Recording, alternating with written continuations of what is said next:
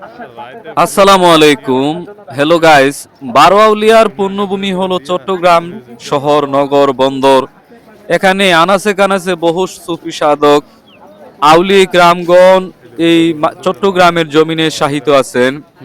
তেমনি একজন আধ্যাত্মিক মহান সুফি সাধকের দরবার শরীফ হলো মাইজভান্ডার দরবার শরীফ। এই দরবার শরীফের প্রতিষ্ঠাতা হলেন সৈয়দ আহমদুল্লাহ মাইজভান্ডারী রহমতুল্লাহি আলাইহি। তিনি উপমহাদেশের একজন আধ্যাত্মিক মহান আউলিয়া ছিলেন, যার অসংখ্য অগণিত কারামত প্রকাশিত একজন আধ্যাত্মিক সুফি সাধক আউলিয়া ছিলেন।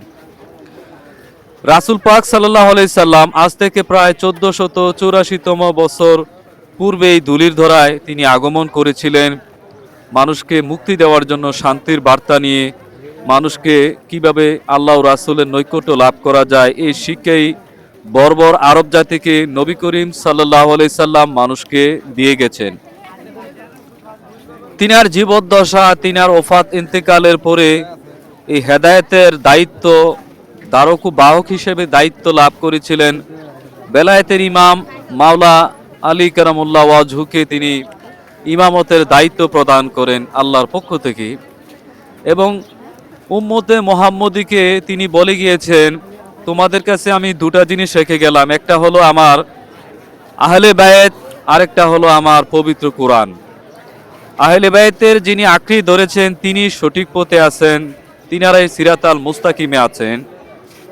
আলী কারামুল্লাহ ওয়াজহুর মাধ্যমে বেলায়েতের সূচনা শুরু হয়। তিনি অলিকুলের প্রধান, অলিকুলের শিরোমণি আলী রাদিয়াল্লাহু তাআলা আনহু। তো মাইজভান্ডার দরবার শরীফের যিনি প্রতিষ্ঠাতা আহমদুল্লাহ মাইজভান্ডারী রহমতুল্লাহি আলাইহি, তিনি নবী বংশের আওলাদ ছিলেন এবং ইমাম হাসান হুসাইনের বংশধর ছিলেন আহমদুল্লাহ মাইজভান্ডারী রহমতুল্লাহি আলাইহি। তিনারা পূর্বপুরুষগণ সুদূর বগদাদ শরীফ থেকে এই ইসলাম প্রচারের উদ্দেশ্যে চট্টগ্রাম এসে আস্তানা গাড়েন। এখান থেকে তিনারা সুফি চর্চা, মানুষকে এলমে শরীয়ত, এলমে তরিকত, এলমে হাকিকত, এলমে মারেফতের শিক্ষা দিয়ে মানুষকে আল্লাহ ও রাসূলের পথে ধাবিত করেছেন। এই দরবার শরীফটি একটা সুফিবাদী দরবার শরীফ, যে দরবার শরীফে অসংখ্য সুফি সাধক, কামেল, মোকাম্মেল, আউলিয়া তৈরি হয়েছেন।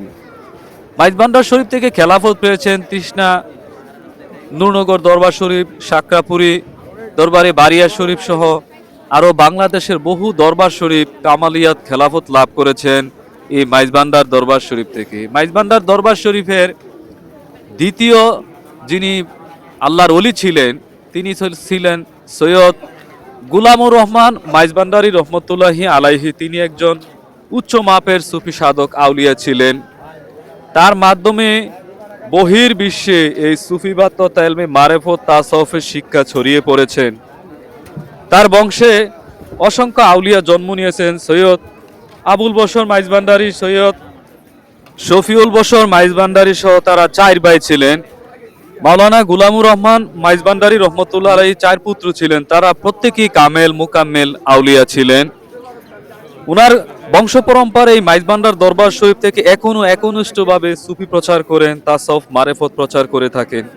একজন মানুষ কিভাবে সাধনা করে, মুরাকাবা মুশাহাদা করে আল্লাহর নৈকট্য লাভ করতে পারে, এই শিক্ষাই মাইজভান্ডার দরবার শরীফ দিয়ে থাকে।